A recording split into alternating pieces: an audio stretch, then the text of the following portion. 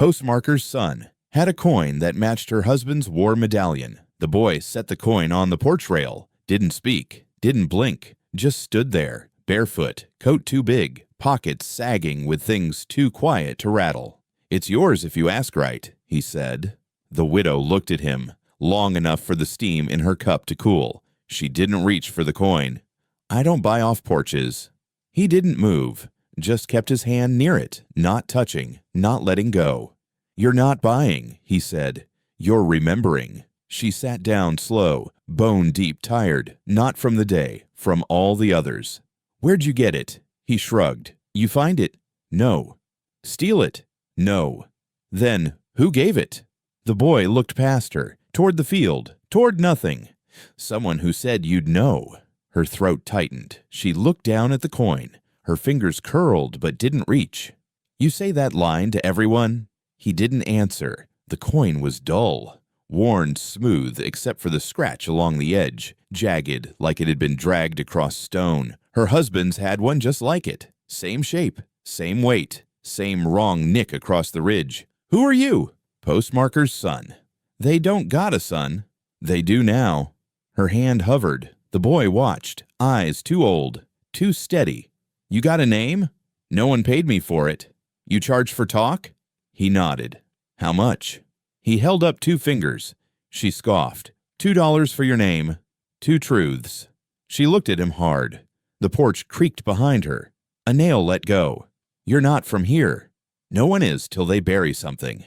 She picked up the coin, just her fingertips. It pulsed cold, like it had waited. "You're playing a game," she said. The boy tilted his head. "You're the one holding it now." She stood. Too fast. The chair rocked. The coin fell, hit the rail, spun once, landed heads down in her palm. Her breath caught. The weight was wrong. It was him, her husband, and not. "Where's the other one?" she asked. "What other one? This is a set." "No," he said. "It's a pair." She blinked. "There's a difference," he said. She stared at the coin. Her hand trembled. She closed her fist. "You want coffee?" she asked. "No." "Want to come in?" "No." "You cold?" "No." She waited. He waited better. "Where'd you sleep last night?" "Postmarker's shed." "They let you?" "No." She stepped down, stood in front of him, her height barely taller. His eyes didn't flinch. "You been watching me?" "No." "You know who I am?" He nodded. "Say it." "Widow." "That all?" He paused. "You sewed his name into the quilt on the gate." Her stomach turned. "That quilt's gone," she said. "I know." "Who took it?" "You'll see." "Is it the same someone who gave you the coin?" He didn't nod, didn't speak. "You hungry?" "No." She pulled out a folded bill, held it between 2 fingers. "You want to earn that name?" He didn't reach. "I don't lie," she said. He took it. "Cade." "Cade what?" He pocketed the bill. Still owed a truth for that. She stepped back, looked at the coin again, looked at the boy. "You carry others like it?" "No." "You carry anything else that was his?" He didn't speak. "You steal from graves?" "No." "You been to his?" The boy's lip twitched. "He's not there." She stared. "What?" The boy turned, walked off the porch, toward the road. She followed. He didn't stop. "Where is he?" "You said you don't buy off porches." She grabbed his arm. He stopped. "Where is he buried?" He looked at her hand, then her eyes. "Ask the medallion," he said. "It remembers." She let go. He walked on. The coin pulsed in her hand, still cold. She stepped back onto the porch, looked down. The rail had a faint circle now, where the coin had spun. The wood was darker there, like it had soaked something in. She went inside, locked the door, drew the curtains, lit the lamp even though it was midday. She pulled the old box from beneath the bed, opened it slow. Inside, her husband's badge, his letters, his war medallion. She lifted it, held it beside the coin. Same size, same shape, same scratch. But the medallion was warm. The coin was still cold. She closed the box, locked it, then opened it again, just to check. Both pieces were still there, but now they didn't look alike. Not at all. The boy's coin had changed. Slight curve, thinner, and the edge, no longer scratched but marked. Letters she hadn't seen before. Not his name, not hers. Just one word. Ode. She whispered it. Outside, the wind picked up, and the porch rail creaked. She dragged the box out slow, let it scrape across the floorboards. The sound was sharp, familiar, like something being pulled out of a place it didn't want to leave. Dust rose, hit her nose. She didn't flinch, just wiped her fingers on her skirt and set the box on the bed. It wasn't locked. He'd never locked it, just tied it with string, that same gray twine used for feed sacks in silence. She untied it once, long ago, after they folded the flag, after the preacher left, after the sheriff asked too few questions. She opened it, saw the badge, saw the letters, saw the medallion, and closed it again. Not out of grief, just not ready. Now she was. She opened it slow, let her eyes adjust like it was a cave. The badge sat crooked, still had blood at the base where the star met the pin. His, maybe, or not. The letters were yellowed, some folded twice, some not at all. Her name in each one, but he never mailed them. Just wrote like he needed someone to talk to without having to listen back. She moved them aside, carefully, like bone. There it was, the medallion. Round, smooth, not a soldier's thing, not an award, not like the others she'd seen on caskets, just a heavy circle of metal with no markings except the same scratch, same shape, across the edge, same as the coin, but this one was warm. She picked it up, rolled it in her palm. The metal remembered her. She pulled the coin from her apron, set it beside the medallion on the quilt. The difference was quiet but clear. The coin was colder, thinner, but the scratch identical, like one had been traced from the other. She held one in each hand, closed her fists, waited. The medallion stayed steady. The coin felt like it wanted out. She opened her hand. The coin twitched. She didn't move, just stared, just breathed. Then she spoke, low. "Which one of you's telling the truth?" The coin didn't answer. She picked it up, laid it flat over the medallion. Same size, same weight, almost. But the coin settled too fast. The medallion resisted. She knocked once on the bedpost. Hard. The box didn't move. Neither did the badge, but the coin slid, like it didn't want to be near its twin. She set the coin aside, held the medallion with both hands. "You ever leave this house?" She whispered. No answer. She pressed it to her forehead, closed her eyes. Warm. She pressed the coin after. Cold. One remembered her, one didn't. She stood up, took the medallion to the kitchen, lit the stove, let the flame breathe, held the medallion just above it. The heat didn't change it. Then the coin. Still cold. She dropped it onto the burner. It hissed. She snatched it back. A faint symbol now pressed along the rim. Not a letter, not a number. Just a line that turned back on itself, like a loop caught in a snare. She traced it with her nail. It burned her skin. Not fire burn, nerve burn. She dropped it into the sink. It clinked once, then spun, then stopped. She left it there, carried the medallion back to the bed, back to the box. The badge looked up at her. She looked down. "You were never proud of it," she said. The badge didn't answer. She held it up. The pin snapped. She dropped it back in, turned to the letters, opened one. June 2nd, no year. Her name at the top. No, dear. Just name.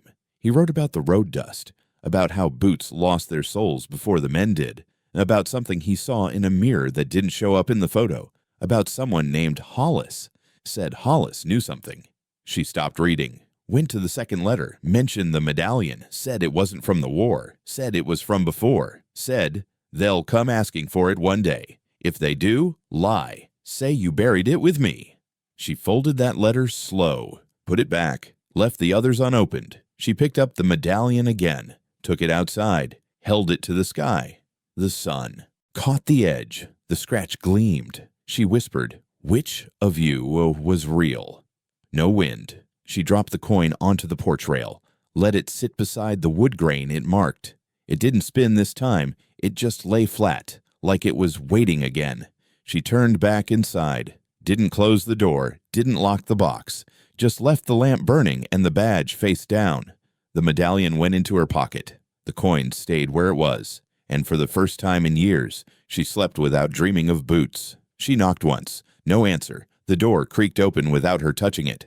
That kind of place. One that didn't lock unless someone was hiding something. She stepped inside. Dirt floor, paper everywhere. Stacks of envelopes tied with twine. Ledgers piled like bricks around the stove. Smelled like ink, smoke, and something older under it, like wet rope. The ledger was already open on the table, not dusty. Fresh fingerprint on the edge. One page flipped halfway like someone got interrupted. She didn't call out. Just shut the door behind her and walked to the fire. The flames were low but breathing. Someone had stoked it not long ago. She looked toward the cot. Empty. No boots under it. She turned back to the ledger, scanned the page. Columns of names, dates, codes, parcel notes. Half the entries marked with slashes, others with circles. Her husband's name wasn't there. Then she saw it. Not his name, just his initials. DT circled in red. Date listed beside it, 2 weeks after he died. Her mouth tightened. Behind her, a floorboard groaned. She turned. The postmarker stood in the shadows, tall, thin, eyes that never moved all the way to hers. "I knocked," she said. "I heard. You didn't answer. Didn't need to. I'm here about the boy." He nodded, didn't blink, didn't speak. "He say anything to you?" "Only if I paid him." "You did?" "No." "Then how'd he get your ledger?" The marker looked down at the open book. His jaw flexed. "He asked." "And you gave it." "He asked right." She stepped closer. "What's that mean?" "Means he already knew what page to turn to." "You didn't stop him." "He wasn't stealing." "Then what was he?" "Returning." She pointed at the ledger. "That circle, those are his initials. That's my husband." The marker nodded. "I didn't write it." "Then who did?" He didn't answer. "You saw the coin?" He nodded again. "Same scratch?" "Yes." "Did you hold it?" "No." "Why not?" "Didn't want to." "Scared?" "Didn't say that." "You didn't have to." He shifted his weight, looked at the fire. "Too long." "What did the boy say when he left?" she asked. "That it was owed." "That's all, and that I'd know when it was returned." "Returned from where?" The marker pointed at the ledger. "That page ain't about mail," he said. She flipped the page. Back one, then forward. Each had initials, no names, each with a code, some scratched out, some rewritten. And at the bottom of her husband's page, another set. CM no circle. "Who's that?" The marker didn't look. "Who's CM?" He shrugged. "Could be anyone. Could be the boy." "He didn't say." "He don't say much. He don't need to." She stared at him. "You scared of him?" He didn't answer. She stepped toward the fire, held out her hand. "Medallion's warm," she said. "Coin's not. What does that mean to you?" The marker looked at her hand, then back to the ledger. "It means one's still waiting." "For what?" "For a name." She leaned close. "You said the boy didn't steal." "I stand by that." "Then why's a coin missing?" The marker's mouth twitched. She pulled the medallion from her coat, set it on the table beside the open book. "You ever seen one like this?" He nodded. "Where?" "Before the fire." "What fire?" "The one no one talks about." "When was that?" "Same night the postbox went missing." "You never reported it?" "No one would have listened." She held the medallion up. "Who brought it here?" "No one brought it. It just showed up, same as the boy." She pocketed the medallion. "You remember my husband?" Everyone did. "You think he left something unfinished?" "I think some things don't get finished on purpose." She took the ledger, closed it. "I'm taking this." "You'll bring it back." She paused. "How do you know?" "Because it's not yours either." She stared at him. "Careful with that coin," he added. "It don't forget." She turned toward the door. "Hey," he said. She stopped. "If you see him again, ask about the initials." "CM." He nodded. "And if I don't, then maybe they're yours." She walked out. Didn't look back. The ledger pressed hard under her arm, like it didn't want to be carried, like it remembered who touched it last. She slid her finger down the list. Slow. The names weren't names. Just initials, parcel numbers, codes she didn't recognize. The handwriting changed 3 times, but the circle around DT was fresh. Red ink, bleeding at the edge like it hadn't dried all the way. She stopped. He wasn't alive then. The date beside the initials was wrong. Not just days. Weeks. Weeks after they folded his jacket and left the badge on her porch without a note. She sat at the kitchen table, the ledger open in front of her, the medallion beside it, the coin still in the sink. She looked back at the initials. DT column to the right. 1BX/no claim/routed 12. Circled again. A second mark in graphite. Held per instruction. She traced over the graphite. Software. Recent. Instruction from who? She turned the page. CM again. No circle this time. No dates either. Just an arrow pointing to DT's line. She whispered, "Tide." The stove popped. The kettle hissed, but she didn't move. Just stared at that circle like it was watching her back. She stood, pulled the tin box from the cabinet, fumbled through recipe cards, old keys, bent spoons. Found it. A folded slip. His last receipt from the postmarker. Same number. 1BX. She didn't remember what he said it was for, just that he came back with empty hands and eyes that wouldn't meet hers for 2 days. She unfolded the paper again. Faded ink. Her husband's signature at the bottom. She turned to the ledger.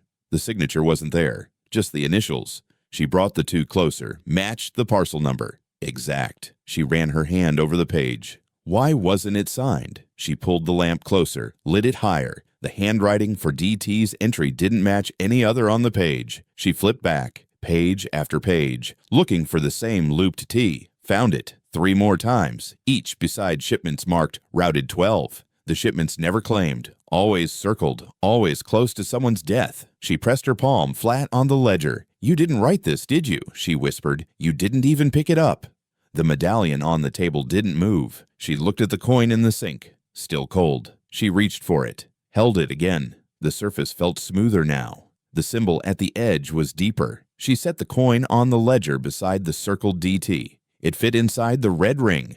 Perfectly. Her throat tightened. She stood, grabbed her coat, pocketed the medallion, the coin, and the ledger. She didn't bother locking the door. At the postmarker's shack, the lamp was still lit, smoke curling from the flue. She didn't knock. He looked up when she entered, didn't speak. She dropped the ledger on his table. "Explain that."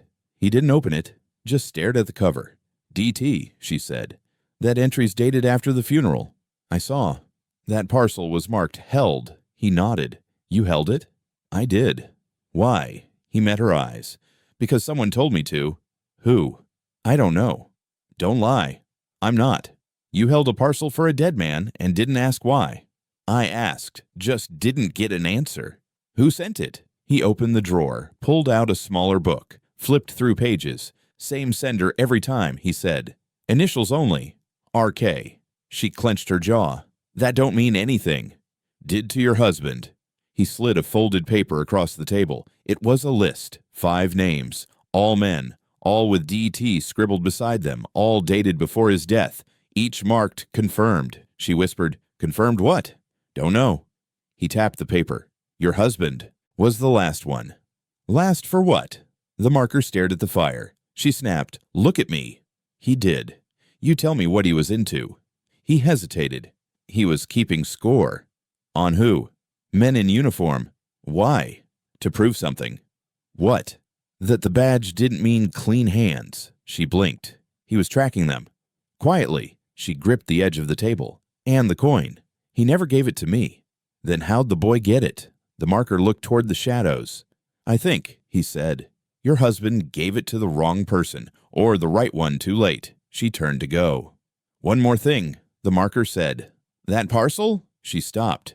"It's still here." He pointed to a shelf, a wooden box. No label. She walked to it, lifted it down. Heavy. The kind of heavy that makes your arms ache before you even touch it. She opened the lid. Inside, a stack of documents, bound with twine, a photograph on top, her husband, younger, standing beside 3 men. 2 she recognized, 1 she didn't. Behind them, a door, number stenciled across the top, 12, the same number in the ledger. She turned the photo over, in faint pencil. "Don't follow. Dig." She held the photo close. The face of the man on the left had been scratched out. She looked at the marker. "Who is this?" "I don't know his name, but you've seen him." He nodded. "When?" "Last week." "Where?" "Same place you're going." She held the photo tighter. The box was heavy, but she carried it anyway. Through the dark, toward the place they thought she'd never return to, because someone had written her husband's name after he was already gone. And she needed to know who still owed what. She turned toward the trees. The woman was already gone, But something else glinted in the leaves. She stepped off the trail, boots silent in the wet grass. The wind dipped low, not cold, just close. The glint moved once more, then still. She bent to the ground, pushed the brush aside. A shard of mirror, no frame, no backing, just the glass, dirt-smudged and cracked. It caught her reflection in pieces. She didn't look long. Past the trees, the woods thickened. Thorns stitched between trunks. The path narrowed. She followed it anyway. By the time the sound of her breath matched the hush of the forest, she saw her. The old woman, standing still beneath a leaning cedar. Long coat, no hat, hands empty. She didn't speak. She didn't move. The widow stopped. "Are you following me?" The woman didn't blink, just lifted one hand, pointed toward the ravine. Not a trail, no sign, just a downward slope of bramble and rock and soil too soft to hold weight. The widow stepped forward. "You knew him." Still no answer. "You waiting for someone else?" The woman lowered her hand, turned her face slightly, like listening to something else far off, then turned and walked away, gone by the time the widow blinked. She faced the ravine, moved slow. Dirt gave under each step. Roots tangled near her ankles. She used her hands to lower herself, grabbing branches that bent but didn't break. Halfway down, she saw it. A rock, not shaped like the others. Rounder, set deep in the ground, like it was placed. She crouched, dug around the edges, fingers numb from cold soil. A corner of metal scraped her nail. She kept digging. The rock slid aside. Beneath it, a rusted lockbox. No handle, just hinges barely holding. She pulled it free. The top was scarred with initials. Not his. Heron R.E. Her throat tightened. She sat back hard, held the box on her lap. "No key," she whispered. The lid creaked open with both thumbs pressed under the edge. Inside, a single folded cloth, black, software old but kept clean. She unwrapped it. Inside the cloth, a silver spoon, a page torn from a hymnal, and a feather. Tucked beneath the cloth, a photo of her. Not young, not old. Taken from behind, standing beside her husband. She had never seen it before. She flipped the photo. No writing. She looked at the spoon, turned it, engraved faint on the handle.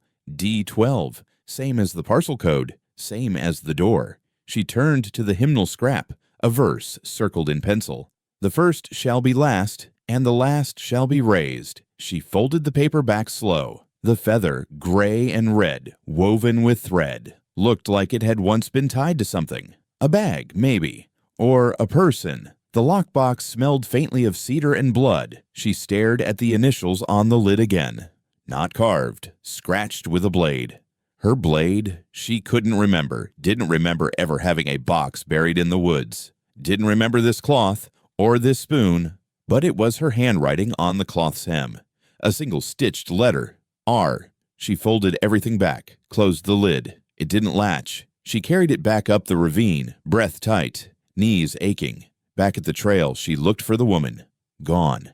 Just trees. She kept walking, past the cedar, past the mirror shard, past the memory that didn't fit inside her skull. Back home, she laid the box on the table, opened it again, just to see if it was still real. It was.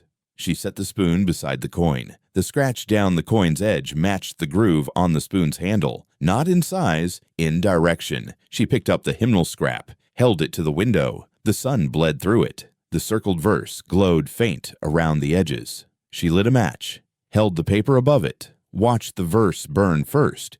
The rest followed slow. The feather, she didn't burn. She tucked it into the frame of her husband's photo on the mantel. The photo where he wasn't smiling, where he never looked at the camera, where she never looked at him. She whispered, "Did I bury something I wasn't meant to?" No one answered. She looked outside. The tree line was still, but somewhere just beyond it, someone had carved her name into rusted metal and buried it under a rock, not as a gift, as a reminder. She lit the stove, set the kettle, sat at the table, pulled the spoon close. The handle pulsed warm. The coin in the sink hissed once. She didn't move, just waited, like the rest of them.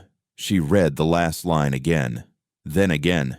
The ink had bled slightly, but the words stayed sharp.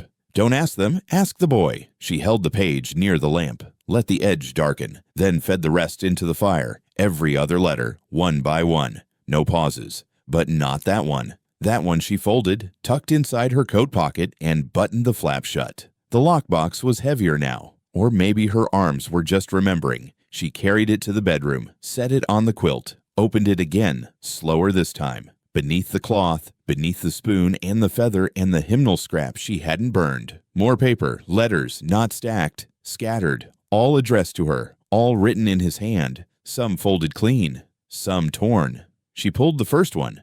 October 4th. You'll never read this. That's the point. Her name scrawled above the salutation. Not tender, just hers. Like always. He wrote about the road near the ridge, said he saw something at the edge of the clearing, a man watching, not moving, every morning for 3 days. He had something in his hand. I thought it was a coin. Now I think it was mine. She set that one aside. Next letter, November 1st. You won't understand why I did it, but you will one day. He mentioned the badge, said he only wore it because someone had to, said it stopped meaning anything the day he was handed a parcel marked 1BX. They said to deliver it. I said no. They said, then bury it. She blinked. The handwriting grew worse in the next few. Shaky, like he was writing in the dark. He stopped signing his name, just an initial, then nothing at all. One letter had only 5 words. If it reaches you, run. She stood, paced, returned to the bed, kept reading. Another one dated 4 days after his official date of death. I'm not where they say. No details, no map, just more warnings. She whispered, you were alive. Her fingers shook as she unfolded the last letter, the same one she hadn't burned. No date, just the same phrase repeated. Don't ask them. Ask the boy. Don't ask them. Ask the boy. Don't ask them. A smear broke the sentence. She turned it over. Nothing. Back again. That same final line underlined once. She folded it clean, placed it in the pocket nearest her heart. Then she looked at the rest of the letters, all the ones with nothing but guilt in them. She walked to the stove, opened the grate, shoved them in, lit a match, watched the flames work, didn't blink, didn't look away. The scent filled the room. Paper, ash, ink. She left the stove open, sat at the table, held the spoon from the box in one hand, the coin in the other, let them weigh each other out. The medallion stayed in her coat, where it stayed warm. The coin didn't change. She lit the lamp higher, pulled the ledger from the shelf, turned to the page again. DT circled in red, same parcel code, same graphite note. Held, per instruction, she wrote beside it. He was alive. You lied. I'm coming. She closed the book, blew out the lamp, didn't sleep. At dawn, she packed the box in cloth, tied it shut with thread from her sewing basket, thread that had stitched the quilt no one talked about. She walked toward the tree line before the sun reached the edge of the barn. The boy was already there, sitting cross-legged in the dirt, hands in his lap, waiting. You read them, he said. She stopped. You knew they were there. He nodded. I waited. For what? For you to burn the wrong ones. She looked down at the bundle in her arms. I only kept one. That's enough. She stepped closer. You were in his letters. I was always nearby. You knew him. I knew what he was trying to undo. Undo what? The boy looked up at her. You already know. She tightened her grip on the box. Why me? Because he owed you truth. And the coin. It remembers. She handed him the box. He didn't flinch at the weight. You're going to finish this? She asked. No. Then what? He stood. I'm going to show you where it started. She followed him without another word. Behind her, the fire in the stove finally went out. She knelt beside him in the dust. The wind was still. The trees behind them didn't move. She held up the medallion. Same? The boy nodded. Not yet. She looked at it again. Same scratch, same weight. But it stayed warm in her palm, like it remembered her. The coin never had. What's different? He pointed to the center of the medallion. That one hasn't heard it yet. Heard what? The bottom. She looked toward the well, stones leaning, moss on the rim. The rope gone. Just the wind brushing across its mouth like breath held too long. She asked, You come here often? When it's quiet. That mean something? He shrugged. It does to the ones down there. There's no one down there. He didn't answer. She looked at the circles he'd drawn in the dust, 5 of them, each inside the next. The lines weren't perfect, but the spacing was. What's this? It's how far the sound reaches. Sound from what? Depends what you drop in. She stood, walked to the edge of the well, looked down. Darkness swallowed everything 3 feet in. No bottom, no sound. She turned. You dropped the coin in here? No. But you said they left it for me. Where the water don't echo. She took a step closer. Who's they? The ones that left your name in the ledger. She froze. What name? Not yours now. Yours before. I never. You did. He stood, brushed the dust from his coat, looked older than he had before. She asked, what's at the bottom? Depends what you're ready to hear. She held out the medallion again. What if I drop this one? He looked at her hand. Then you better not expect it back. She stepped to the rim, held the medallion above the mouth. Wait, the boy said. She paused. He reached into his pocket, pulled out the coin, held it out. Drop them together.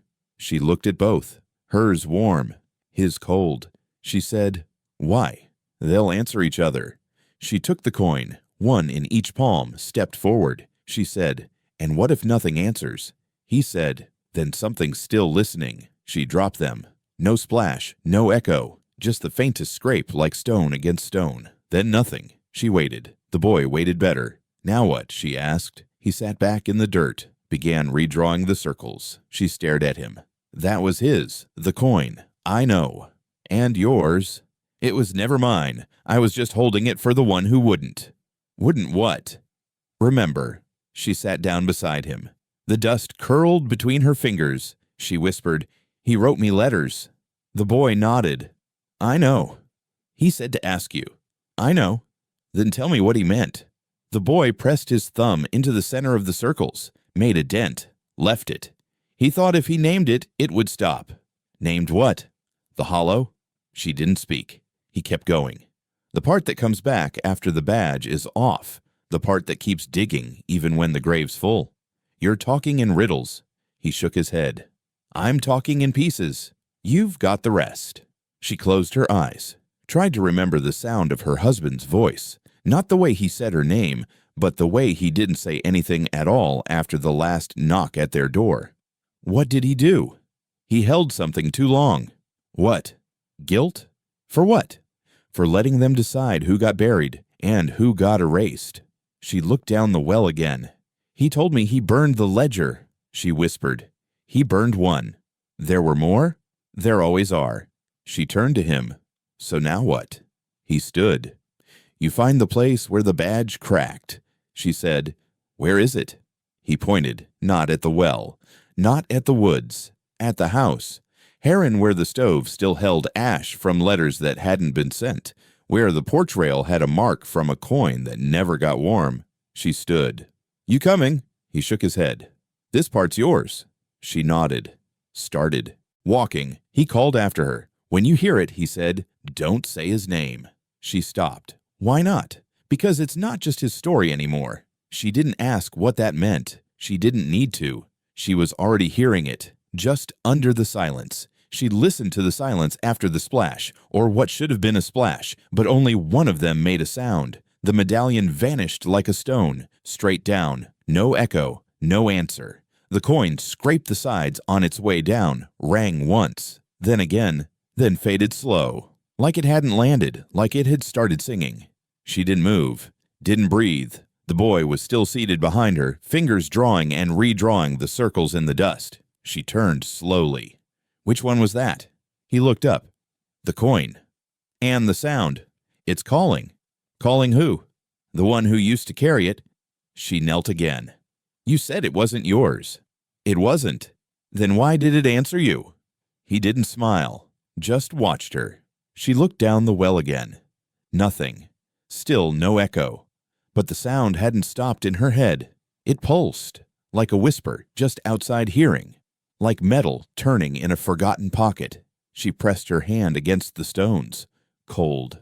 Did he come here? She asked. The boy didn't answer. She turned. My husband. Did he come here? He stared at her hands. Not alone. She closed her eyes. What was he trying to bury? Something they wouldn't let him keep. You mean the parcel? No. Then what? The boy stood, wiped his palms on his coat. He tried to bury the truth. She stood too. Did he kill someone? No. Then what? He kept someone alive. The wind moved through the trees, not strong, just enough to shake the dust in her lungs. She stepped closer to the well. There's something still down there. Yes. What? The boy picked up a stone, dropped it in. No sound. She whispered, "Why do some things echo and others don't?" He looked down. Depends what you drop, and if it wants to be found. She crouched, laid her ear to the rim. Nothing, but her chest felt tighter. "I hear it," she said. "You will." "I want it to stop." "It won't." "Why?" "It still knows your name." She sat back hard, looked at him. "You said the coin wasn't his anymore." The boy nodded. "It belonged to the debt. He just carried it." "The debt to who?" "The ones that got erased." She stared at the well. "I don't know what you mean." "You do." "No." "You knew when he didn't come home the first time, and you knew when they brought the badge back without blood. You knew when they folded the flag and didn't say where the body was." She shook her head. "They told me he died overseas." "They lied. They said it was a patrol gone wrong. It was a ledger gone wrong." Her hands trembled. He pointed to the ground beside her. "That coin wasn't for you." "I never wanted it. You kept it."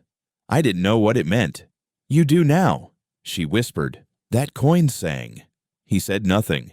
"It called something." "Yes." "What did it call?" The boy looked past her, into the well, into whatever waited where the rope used to reach. The part of him that didn't die. She stood again, backed away. "You mean a memory?" He shook his head. "You mean guilt?"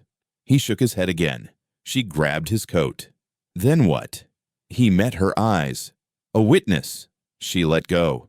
The wind stopped. Birds stopped. Even the trees stopped. "What do I do now?" she asked. "You listen." "To what?" He tapped her chest. "Whatever comes back." She turned to the well. It was humming now. Software, not loud, not sharp, like something old that had just remembered how to speak. She knelt again, laid both hands on the rim. "I don't want to hear it," she said. "You don't have to want it." "I buried him." "Not all of him." She looked up. "Then what's left?" The boy didn't answer, just stepped back. "Where are you going?" "I only wait where names echo." "And mine." "It hasn't yet." She stood. "Will it?" "When you stop pretending you never held the ledger." She froze. "You saying I knew?" "I'm saying you signed once." "No." "Before he did." She shook her head. "Check the back page." "What?" He nodded toward the ledger in her coat. She pulled it out, hands shaking, flipped fast. Last page, bottom corner, her name, her handwriting. She dropped it, backed away. Number. "That's not mine. That's not—" But she remembered the pen, the stamp, the signature. Years ago, before he was ever given a coin, before the badge. She whispered, "They made me." The boy said nothing. She looked down the well. The humming stopped. The coin had found something. She whispered, "What did I start?" He said, "You already know." She stepped forward, laid the ledger beside the rim, then turned and walked away. The boy stayed, listening, the coin still singing in the dark. She watched their horses kick dust into the sky. Didn't wave, didn't nod, just stood, with her hand on the porch rail, thumb resting in the mark and the coin left. The sound of hoofbeats faded fast, but something sour hung in the air behind them. When the last echo was gone, she turned toward the door, stopped. The boy's blanket was folded clean on the step, still warm. She knelt, touched it, felt the heat through the wool. Not fire warm, body warm. He'd been there minutes ago. She looked toward the woods. No footprints, no coin, just the blanket. One edge stitched with red thread, a shape in the corner, a circle, wrapped in thorns. She picked it up, held it to her face, smelled cedar, and something else. Smoke. She whispered, "Why now?" That morning, the men had come early, before sun hit the well, before the kettle had boiled, 2 of them. Same coat, same hat. One silent, one not. The talker showed her a letter, gold seal, wax still cracked. From the governor, he'd said. She hadn't taken it. The quiet one had a gun on his hip and eyes that never left her hands. "We're looking for a boy," the talker said. "You seen him?" She shrugged. "Small, quiet, walks like he don't belong anywhere." She kept shrugging. "He might be carrying something." "Like what?" "Something old," she said. "There's a lot of that around here." He smiled tight. "You sure?" "No one passes through unless they're running." "We're not passing through." "Then you're running too." The quiet one shifted, hand near the grip. She stared him down. The talker stepped closer, held up the letter. "You understand this means we ask and you answer." She looked at it. "You understand paper don't scare me." He let it fall back into his coat. "Look," he said, softer now. "We're not here to cause trouble. But that boy, he has something that don't belong to him." "Then take it back." "Not that simple." "Why not?" "Because it belonged to someone who never should have had it." She raised an eyebrow. "Your husband," he added. She didn't blink. He was on a list. "So's the preacher. Don't make him holy." The talker smiled again. "That coin, it's part of something. We need it. I don't have it. We think the boy does." "Then ask him." "We did. And he didn't answer," she said. "Then maybe he don't owe you nothing." The quiet one finally spoke, voice flat. "He's not a boy." She turned her head. "No, not anymore." Then they'd mounted up, left without a thanks, without a name, just a swirl of dust and the memory of something not said. Now only the blanket remained. She brought it inside, set it on the table, smoothed it flat. The stitches told a story, circles, loops, a line that ran off the edge like a road never meant to end. She pressed her hand to the center, closed her eyes, nothing. No heat, no whisper, no sound. She stood, lit the stove, and filled the kettle. Didn't make tea. Just listened to the boil rise like something waking up. She sat in the rocker, quilt in her lap, badge on the mantel, ledger beside the door. She waited. Evening came. The boy didn't. The blanket never cooled. By nightfall, the wind shifted, brought something sharp through the window, like ink or ash. She stood, walked out to the porch, scanned the trees, called once. Cade, nothing. She walked to the edge of the road, dirt soft, no hoofprints now, no boot marks, either. She waited another hour, then returned inside. Left the door cracked, slept beside the rocker. Just before dawn, she heard it.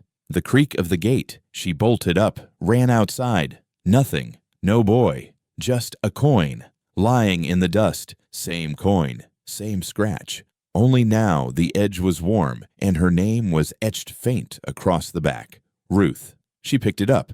It pulsed once, like it breathed, and in the distance, down where the trees met the ravine, something glinted red in the dark, then disappeared. She whispered, "You gave it back." But the boy was gone. She locked the door behind her, bolted it. The key groaned in the rusted plate like it hadn't turned in years. Dust hung thick in the courthouse basement, layers deep like silence. The papers in her hand trembled, not from cold, from knowing. She stood still a moment, let her eyes adjust, then crossed the floorboard slow, past the old boiler, past the stack of unfiled warrants, toward the back wall. The cabinet waited in the corner, leaned slight, drawer handle bent. She grabbed the edge, pulled. It didn't budge. She braced a boot against the wall, pulled again. It scraped, gave just enough. Behind it, a square cut into the stone, just big enough for a small box, or a small door. She knelt. At the center of the square, a circle, etched shallow. No handle, no hinge, but a groove along the rim.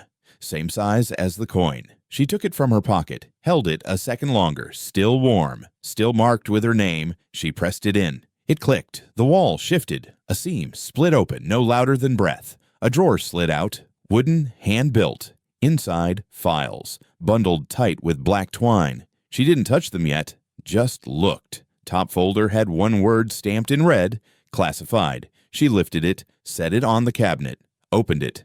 Photos fell out. Her husband, younger, cleaner, standing in front of a flag that wasn't theirs. Not the county's, not the state's, something different. Beside him, 4 other men, faces blurred, not from age, on purpose. She picked up one photo, flipped it. On the back, Unit 12, Deep Field Recon. Not to be acknowledged, not to be remembered. Her stomach turned. She flipped through the next file, receipts, signed forms, payment trails, her husband's signature on only 2, but someone else had signed dozens using his initials. DT. She leaned closer. The pen stroke was wrong. The loop in the T wasn't his. Forged.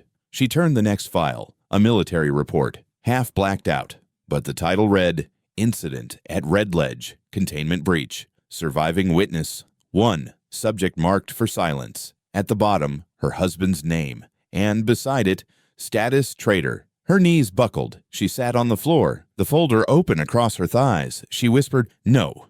But the word didn't change the page. She flipped it. Taped to the back was a note. Typed. Subject refused to carry out. Directive. Returned object to unauthorized civilian. In violation of oath. Terminated from within. She dropped the file. From within. Not killed. Silenced. For returning something. Her chest tightened. She reached for the next folder. Thinner. Only a single page. A list. Handwritten. Her name was second. Beside it, signature secured. Acknowledgement pending. Below that, her husband's name. Crossed out. And one more name. Cade. The boy. No signature. Just one word beside it. Holding. She stood, shoved the files back into the drawer, but kept the last one. Folded it twice. Tucked it in her coat. The coin stayed in the lock. She didn't take it back. She slid the cabinet into place, wiped her hands on her skirt, and opened the door. The morning light cut through the dust like it didn't belong there. Upstairs, the courthouse halls were empty. No one ever came down this early. She walked out without a word. The town square was still. The flagpole had no flag, just the rope clinking in wind that wasn't steady. At the center of the square, she stopped, pulled the list from her coat, read the names again, ran her fingers across her own. Then the boy's, then her husband's, terminated from within. She closed her eyes. The medallion in her other pocket pulsed warm, still. She turned it once in her palm. Same scratch, same weight, but it didn't sing. Not like the coin. And in her mind, she could still hear it. Ringing, calling. She looked toward the well. Far past the houses, past the barn. She walked slow. No one stopped her. No one saw her. The paper in her coat burned like it knew what it meant. She touched the chisel mark again. The stone felt hollow underneath. Not just soft, false. Like it was covering something meant to stay quiet. The grave sat in the churchyard where the trees leaned too close and the dirt never quite dried. Her boots sank an inch in the soil before she stopped. Wind pressed against her back like it wanted her gone. She didn't move, just stared at the stone. Gray, plain. His name etched shallow across the top, Daniel Thorne. Born, died. No service, no flag. She dropped to her knees, laid her palm flat across the name, then scratched. Nails first, then the edge of her buckle. Moss peeled back easy, crumbled under her breath. The D held. The rest didn't. Underneath the flaked stone, something else waited. Another name. Not his. Not hers. Cade. She sat back, eyes wide. No, she whispered. She scraped faster, revealed the rest. Not a last name, just C-A-D-E. Nothing else. Letters curved different, deeper, like carved by someone who didn't want them gone.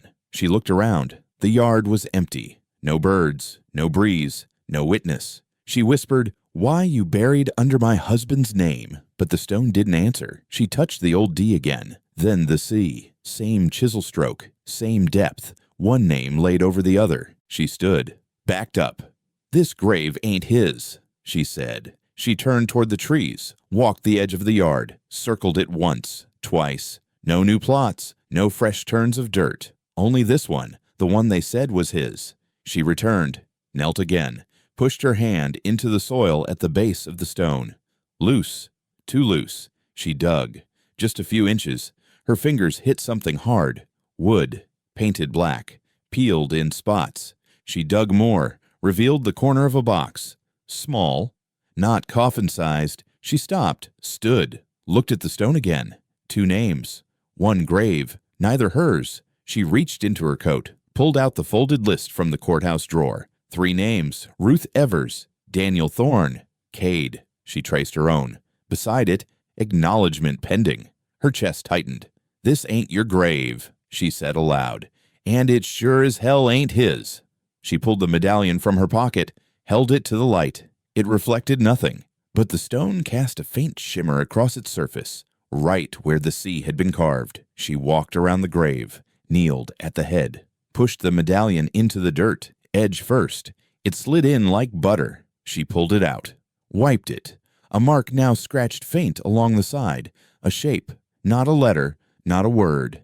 A gate. Open. She looked back down at the name. Cade. "Why'd they bury your name here?" she asked. No answer. She stepped back, sat against the nearest tree, watched the grave, waited. The wind returned, slow, carried the smell of metal and river water. She looked toward the road. Still no one. She whispered, "You took his place." Or, "They made you." She opened the courthouse file again, looked at the code next to Cade's name. No rank, no date, just the word holding. She looked up. "You were the ledger's end, weren't you?" Still nothing. She stood, turned to leave, then stopped. A sound behind her, software like fabric pulled from stone. She turned. The grave hadn't moved, but the name was gone. Completely. No Daniel, no Cade. Just bare stone, uncut, untouched. She stepped back. One more. Turned and walked away. Didn't run. Didn't cry. Didn't look back. The boy's name had never been buried. It had only been waiting. And now it was free. The sun hadn't cracked the horizon yet, but she was already walking. Coat buttoned tight, pockets full, coin in one, medallion in the other, ledger pages tucked flat against her ribs. She didn't look behind her, didn't need to. The boy's footsteps padded the dirt a few paces back. Light, even, like he'd never left, like he'd never been gone long enough for her to miss him. She didn't ask how he came back. She just kept walking. The town was still asleep, curtains drawn, doors shut. No smoke in the chimneys, just the shape of things that used to matter. The sheriff's gate stood crooked at the edge of the courthouse yard. Hinges rusted. Top rail splintered. No sign hung from it anymore. Just a nail where the badge used to swing. She stepped up to it, reached into her coat, pulled the medallion. It was warm. Still, like it had something left to say. She pulled the coin from the other pocket. It pulsed once in her palm. Not warm, not cold. Just there. The boy stood beside her now, quiet, watching. She took the hammer from her satchel, pressed the medallion to the left post. One swing, two. It stuck. Then the coin. To the right. 3 hits. It rang sharp on the last one. The 2 pieces glinted in the low light. Not bright. Just enough. The boy said, "Now they match." She looked down at him. Didn't smile. Didn't speak. Just reached out and held his hand. He let her. The wind stirred. The coin spun once where it was nailed, then stopped. A low creak from behind them. She turned. Not the sheriff. The postmarker.